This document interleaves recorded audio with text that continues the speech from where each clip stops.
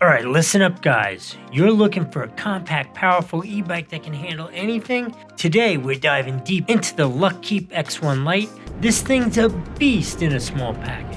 We're talking a 750 watt rear hub motor cranking out bursts of up to 1200 watts, tackling 20-degree slopes like it's nothing. A removable 48 volt lithium ion battery gives you up to 35 miles on throttle, 15 pedal assist. We're going to test that out, make sure that's legit. We're also hitting speeds of up to 28 miles an hour, and again we're going to check that because the real life miles an hour is what you want to know about. This rig is UL 2849 certified, so you know it's safe. It's got 4-inch fat tires, yet it's ready for off-road. Thumb throttle for smooth acceleration, 5 pedal assist levels, dial in your ride. This X1 Lite folds down easy for storage, weighing in at about 70 pounds.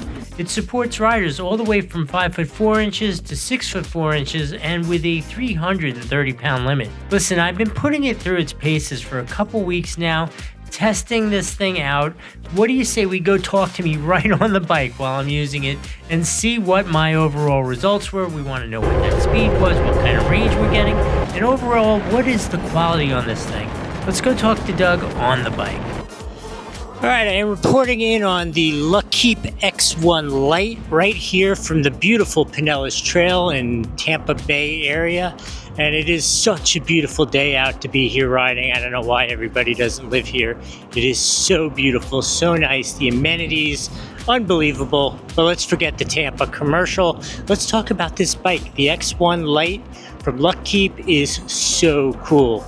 So it's not all just roses and flowers. I definitely found a couple of issues with this. I don't think they're critical issues, but I will tell you all about the things that I kind of don't like so much about this, and you can make your own decision. Let's just start at the front of the bike and work our way back, right? So let's start with these super fat tires, which are so cool. It really changes the ride. I will say the fat tire, while adding, in particular in the back, adding like a little bit of suspension, right? Because there's some movement in there. It is kind of springy also. I used to race cars professionally, so I know suspensions really well. And the thing about tires, and they do absolutely increase the spring rate of a suspension, but it is just a straight spring with no dampening. So they tend to be a little bouncy. But maybe a little bouncy is better than no bouncy, right? Is it better to have a little bouncing comfort as opposed to it being completely rigid? I think so. I would definitely choose this over just like a regular conventional narrow bike tire.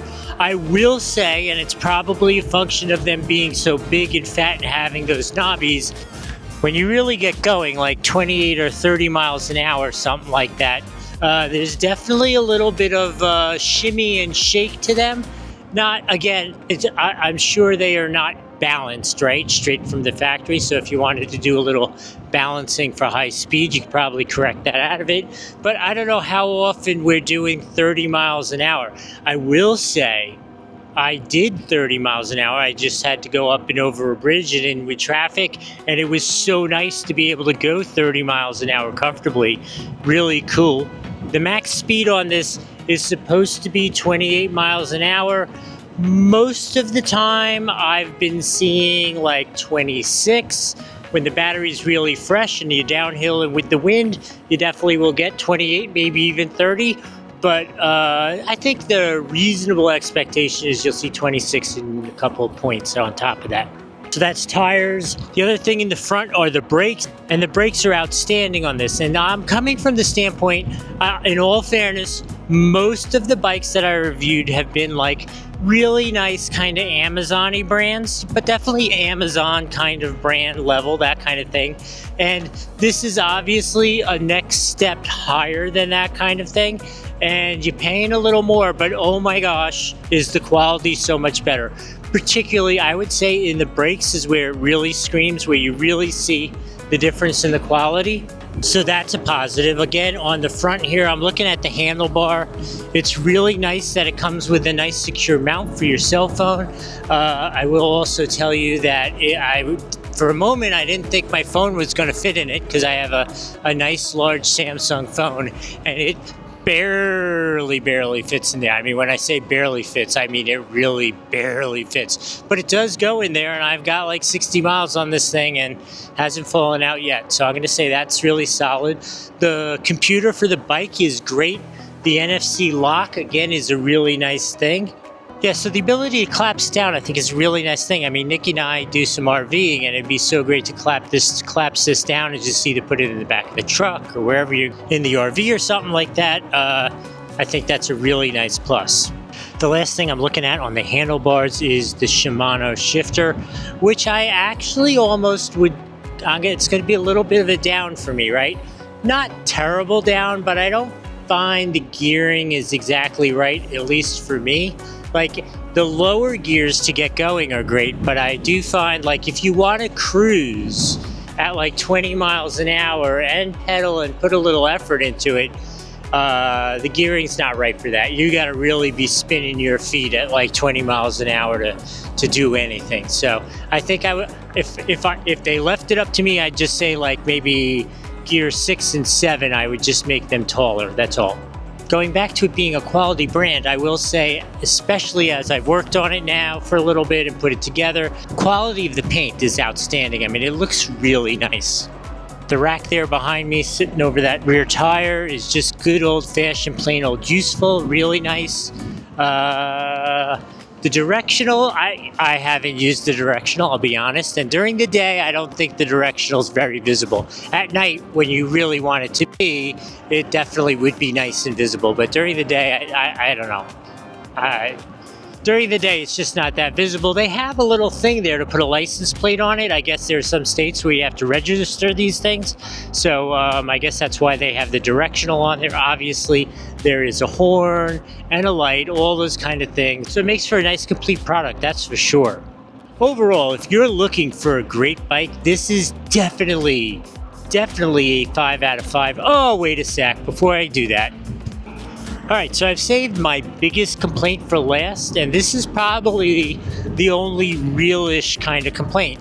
So where they have the mount for the kickstand, if I'm not paying attention to the positioning of my feet on the pedals, the heel of my shoe, that is if I'm wearing like a normal running shoe, if I'm wearing a normal running shoe with one of those thick, wacky soles, the heel of my shoe definitely kind of nicks the mount for the kickstand. Has never been an issue. If I put a little bit of attention to what I'm doing with my feet, doesn't happen at all. And I think if you wore a more normal biking kind of shoe instead of a running shoe, I don't think it would be an issue that way either. But I think it's fair for me to tell you that has been an issue which I've noticed. So overall, I think I'm going to wrap this up now and head home.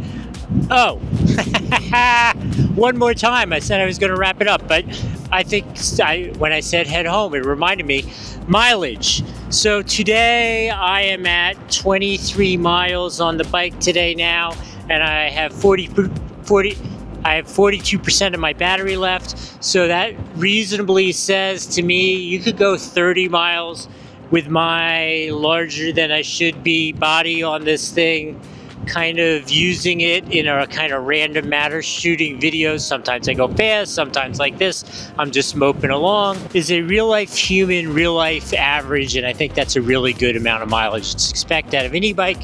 So, given that, I'm gonna say I think you should get one of these. I love it. It is amazing. If you want one, there may be a link right here on the screen. Worst case, it's going to be down in the description. If you use that link, it helps the channel out. Doesn't cost you anything extra. I do really appreciate that.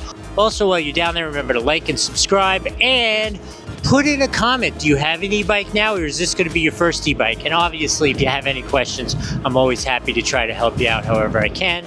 I hope this has been helpful. I'll see you in the next video. I'm finishing this ride.